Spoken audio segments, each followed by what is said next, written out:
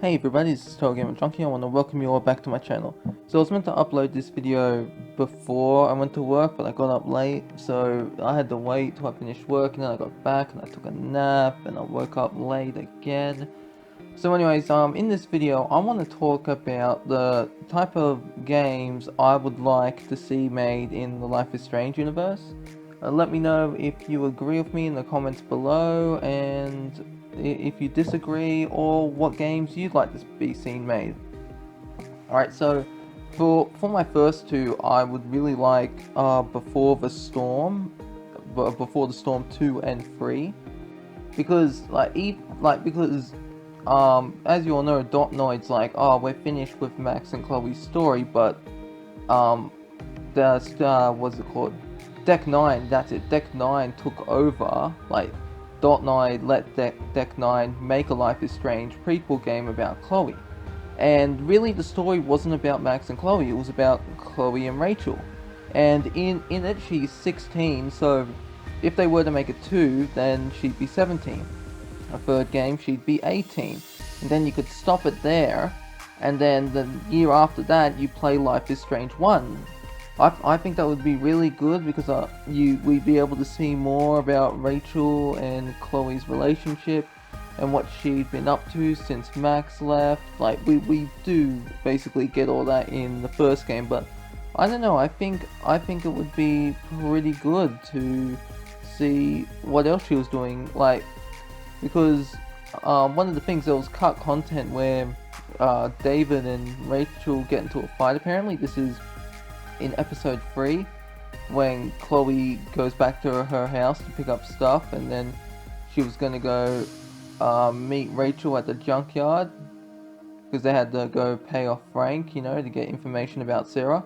So I think that would be pretty good. It'd be pretty good to see them fight if they ever made another game, because that it was meant to be in the game. Rachel was meant to go with Chloe to her house and then sees David, and they get into this fight.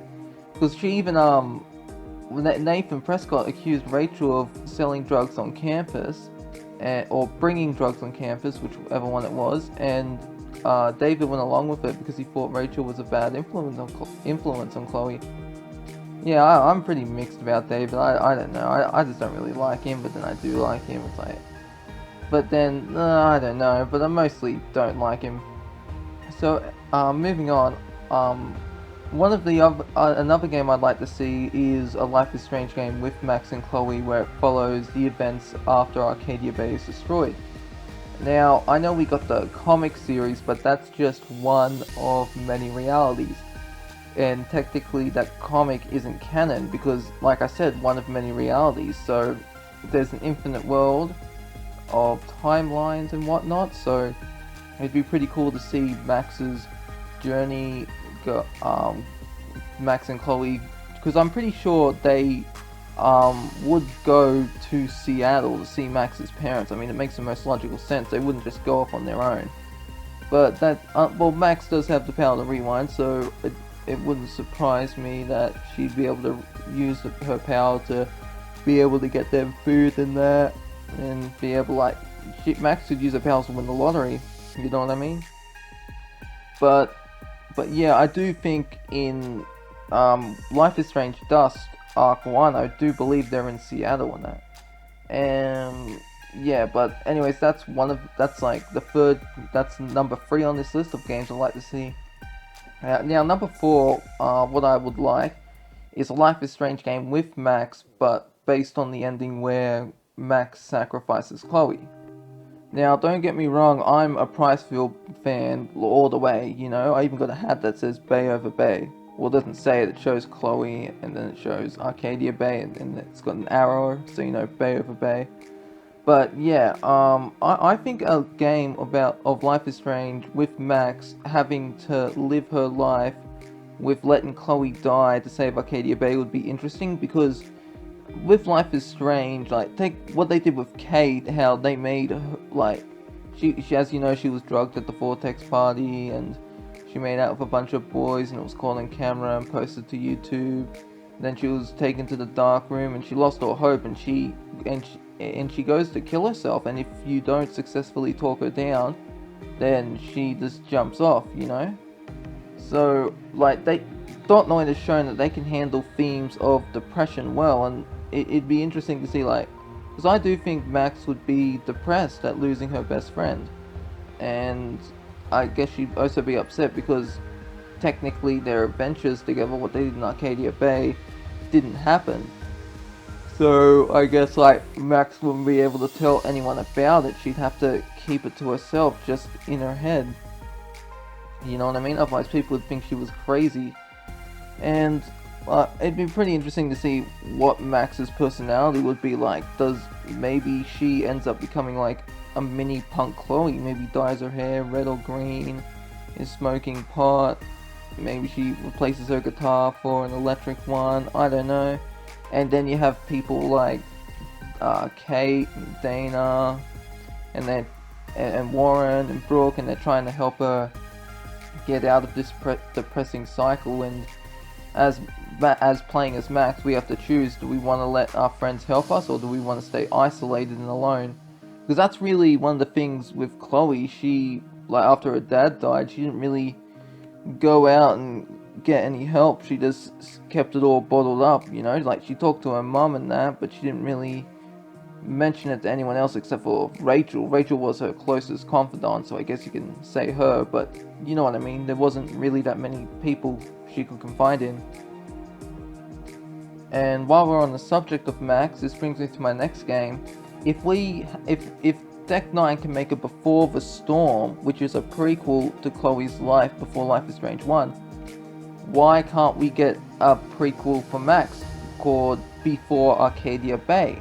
And we play as her, and we see what happens when she's moved to Seattle, how she meets her two friends, I believe were Fernando and Kirsten. That's it. I believe that's her name.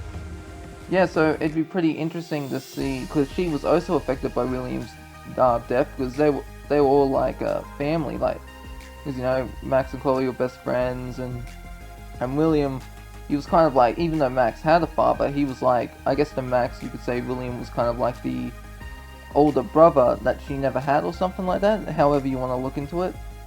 But yeah, that's how, like, from what I've read up on the Wikipedias and that when I was playing it, because I was trying to find out who he was when the game first came out, and I was looking through all sorts of information.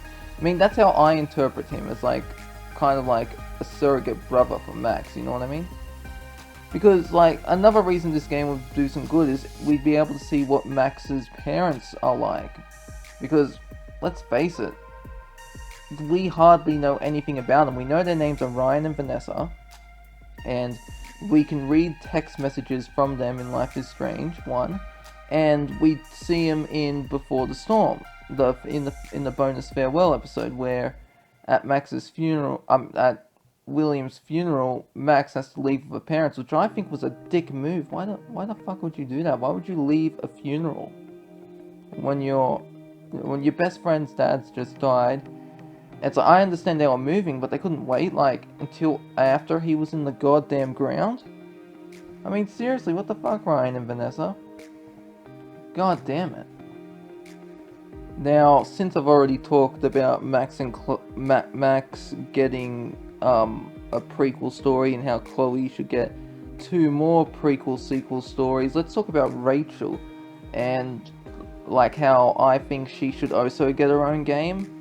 Now, the reason for this is, I think that, because if you're gonna do Chloe's backstory, and then have one with Max, where she has her own backstory, it makes sense for Rachel. Like, why did she want to become an actress? Like, what kickstarted that fantasy of hers? How did she join Blackwell? What was she like, you know what I mean? Back then. So it'd be pretty interesting, and then you'd have all these games set up in a chronological order. So it's like, if you were to go play Life is Strange 1, for example, you'd have to be like, oh no, I gotta play Rachel's prequel story first, then Chloe's, then Max's, and then Life is Strange 1, because I think that'd be pretty interesting, making a bunch of prequels to the original game. That's really what Deck 9 should do. Like, I really want Dot 9 to let Deck 9 make some prequel stories, you know what I mean? And speaking of stories, you know those missing posters that you see in Blackwell, how it's got a bunch of people? Why not have a story about one of them? I mean, it makes sense because these are people we hardly know about, and maybe one of them gets a superpower. I think that'd be pretty cool. Like, but at least that's what I think. And speaking of powers, I don't know how this would work, like, it maybe take the mystery out of having powers, but why not make a game where you play as the first person who ever got powers? And maybe we can get an origin story of how powers came to be in Arcadia Bay. Maybe it's all connected or something? I don't know. But yeah, really, that's like I do have a few other games in mind, like Stories for Life is Strange, but I'll cover them in another video later on. So anyways, that's really all I wanted to talk about in this video. I hope you all enjoyed it, and I'd love to hear your thoughts and theories about what you think a new Life is Strange game will be or should be. This is TotalGamerJunkie signing off.